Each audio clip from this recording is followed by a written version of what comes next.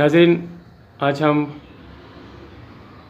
जामिया दारुल इफ्ता में वर्ल्ड मंडी में मरूफ आलमदीन मौलाना मोहम्मद कासिम साहब के साथ मौजूद हैं।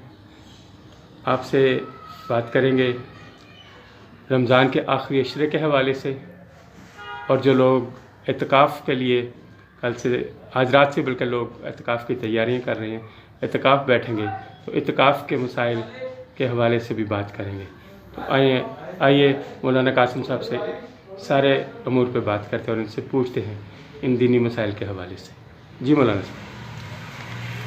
बिस्मिल्लाहिर्रहमानिर्रहीम। शुक्रिया एहसान साहब कि आपने अहम मौजू पर बात करने का मौका फराहम किया।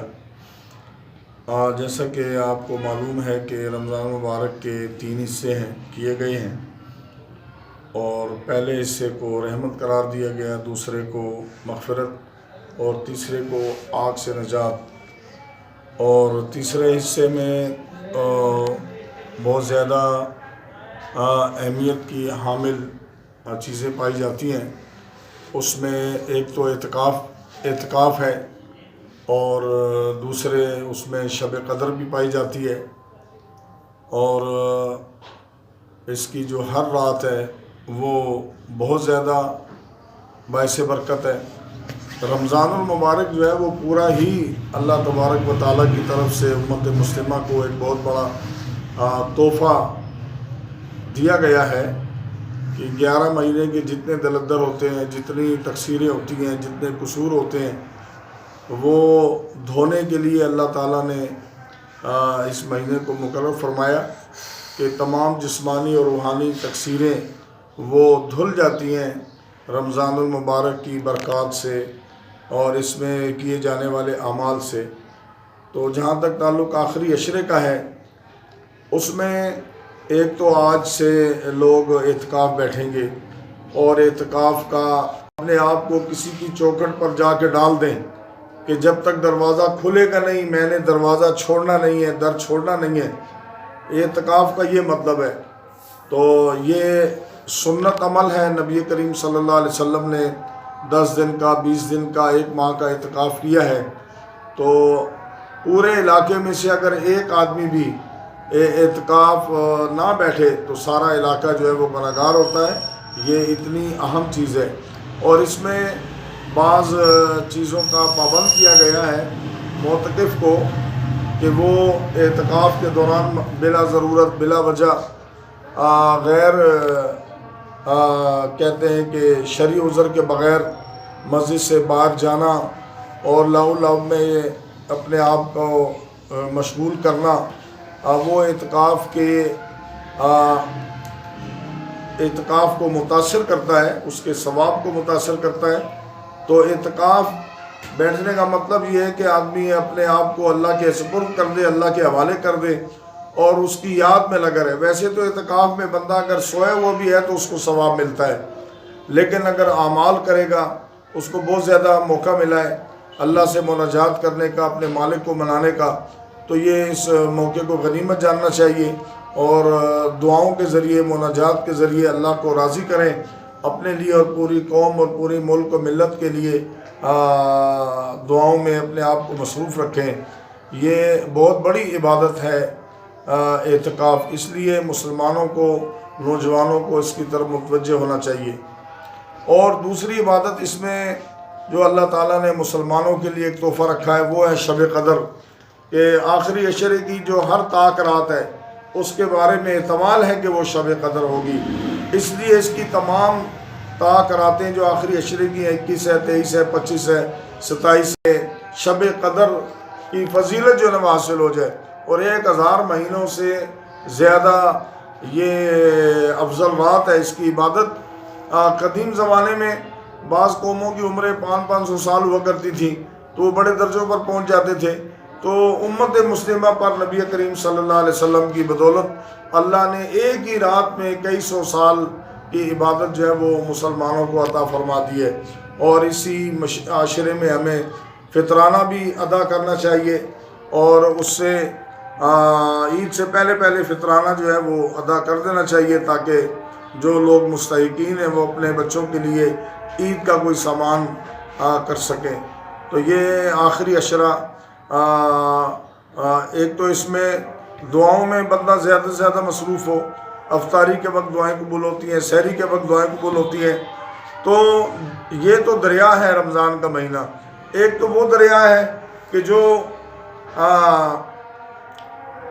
جیسے دریائے جہلم ہے، آپ کو دریا پر جانا پڑے گا اور وہاں دریا سے لطف اندوز ہونے کے لیے دریا کے قریب جانا پڑے گا. لیکن رمضان المبارک کی بدولت اللہ کی رحمت کا دریا، کوئی جنگل، کوئی ریگستان، کوئی پہاڑ، کوئی انسانی آبادی، کوئی ویران اور کوئی گھر، کوئی گلی کوچہ بازار ایسا نہیں ہے کہ یہ اللہ کی رحمت کا دریا جہاں سے ہو کر نہ گزر رہا ہو. خوش قسمتی یہ ہے کہ ہر آدمی اپنے اپنے حصے کا اس دریا میں سے چلو بھر لے، کوئی گھڑا بھر لے، کوئی برتن بھر لے، اس رحمت کے دریا، بہتے ہوئے دریا میں نہا لے. اور بد نصیب ہوں گے وہ لوگ کہ جن کے گھر کے اندر سے ہو کر یہ اللہ کی رحمت کا دریا رمضان میں گزر رہا ہے اور وہ غفلت کی وجہ سے محروم رہ جائیں. تو اس لیے غفلت سے نکل آئیں اور اس بہتے ہوئے اللہ کی رحمت کے دریا میں جتنا زیادہ غسل کر سکیں، اس سے لطف اندوز ہو سکیں، استفادہ حاصل کر سکیں، کرنا چاہیے. ماہ رمضان میں دیکھنے میں یہ آیا ہے کہ مہنگائی میں بہت زیادہ اضافہ ہو جاتا ہے. ایک مثال ہے کہ رمضان سے 2 روز قبل کیلے 150 روپے درجن تھے تو ابھی 450 روپے درجن بک رہے. اسی طرح دیگر چیزوں کے ریٹس بھی بڑھا دیے جاتے ہیں. تو اس پہ آپ کیا کہتے ہیں؟ بسم اللہ الرحمن الرحیم. دیکھیں احسان صاحب، یہ ٹھیک ہے کہ موجودہ دور میں جو مہنگائی کی ایک لہر آئی ہے اور سیلاب آیا ہے، وہ اتنی زیادہ ایک دم سے پہلے کبھی مہنگائی ہوئی نہیں ہے. اور یہ بات بھی درست اور حقیقت پر مبنی ہے کہ سابقہ ایک احمق اور بے وقوف کٹ پتلی وزیر اعظم عمران خان اور اس کے جو ساتھی تھے، ان سب کی بے وقوفیوں کی وجہ سے ہمیں یہ دن دیکھنا پڑے. اور موجودہ گورنمنٹ چونکہ تجربہ کار لوگوں پر مشتمل ہے، پی ڈی ایم کی حکومت، وہ تجربہ کار بھی ہیں، لیکن سابقہ حکمرانوں نے ایسے معاہدے کیے تھے جن کی بدولت ہمیں ان مصیبتوں سے دوچار ہونا پڑا. لیکن الحمدللہ حکومتی سطح پر اب مہنگائی پر کنٹرول پانے کے لیے بہت اچھی خبریں آ رہی ہیں اور عوام واقعی پریشان ہے. مہنگائی ہوئی ہے، اس میں کوئی شک نہیں.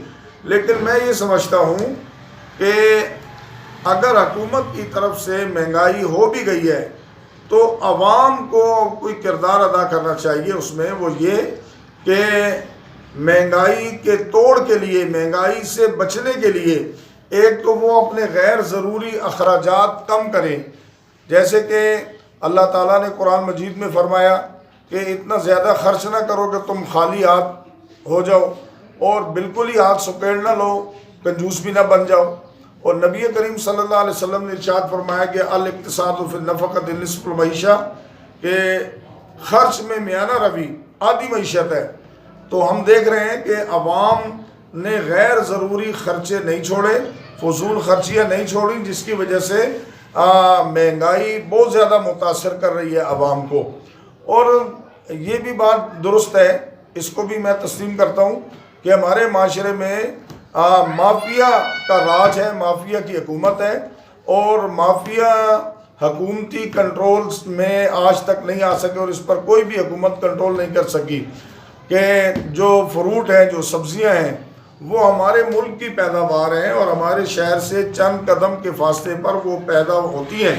لیکن وہ مہنگائی، اس کی وجہ یہ ہے کہ مناپلی ہے چند لوگوں کی، بڑے بڑے تاجروں کی، کہ جنہوں نے فروٹ کو، پھلوں کو درختوں پر اس کی مدت بھی پوری نہیں کرنے دی اور ان کو لا کے مارکیٹ میں رکھ دیا.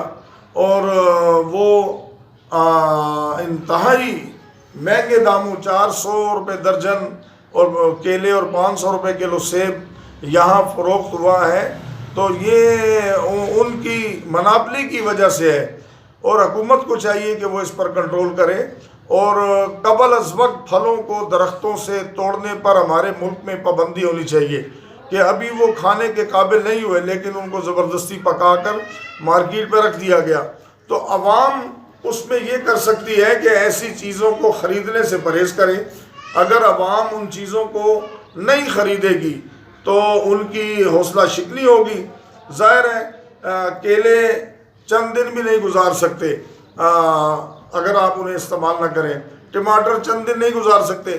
لیکن ہم دیکھنے میں یہ آیا ہے کہ جو چیز جتنی زیادہ مہنگی ہوتی ہے ہم اس کو اتنا زیادہ خریدنا شروع کر دیتے ہیں. تو جس سے جو سماج دشمن لوگ ہیں، پیسے کے بندے ہیں، جو مافیا ہے، ان کی حوصلہ افزائی ہوتی ہے.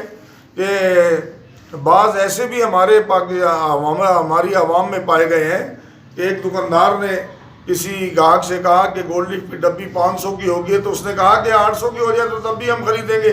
جب عوام کا کردار یہ ہوگا، رویہ یہ ہوگا تو پھر مافیا باز نہیں آئے گا. حکومت کو چاہیے کہ وہ مافیا کو کنٹرول کرے. اور میں یہ اپیل کروں گا وزیر اعظم شہباز شریف صاحب سے اور مولانا فضل الرحمان صاحب سے کہ پورے پاکستان میں پابندی لگائی جائے کہ کوئی بھی پھل قبل از وقت، جب تک کہ اللہ تعالیٰ نے اس کی مدت پوری نہ کر دی ہو درخت کے اوپر، اس کو اتارنے پر پابندی لگائی جائے. وہ صحت کے قابل نہیں ہے، اس میں غذائیت نہیں ہے، صحت نہیں ہے اس میں. لیکن ہماری عوام جو ہے وہ بالکل پرہیز نہیں کر رہی ہے. تو دھڑا دھڑ بازاروں میں رش ہے.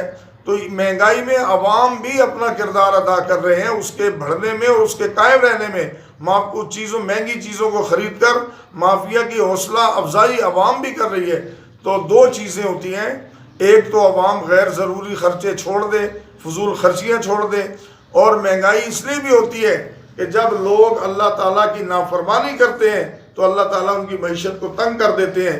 اللہ کی نافرمانی بھی چھوڑیں اور خریداری مہنگی چیزوں کو خریدنا بھی چھوڑ دیں تو انشاءاللہ العزیز بہت زیادہ فرق پڑ جائے گا.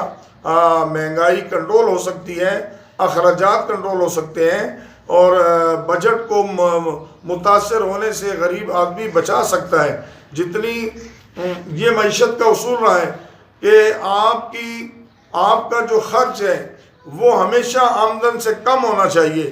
اگر خرچ آمدنی سے زیادہ ہوگا تو کبھی بھی معاشرہ، انسانی معاشرہ وہ خوشحال نہیں ہو سکتا مالی طور پر. تو اس لیے حکومت اگر نہیں کر پا رہی تو عوام کر سکتے ہیں. یہ خریدنا بھی بند کر دیں اور غیر ضروری خرچے چھوڑ دیں.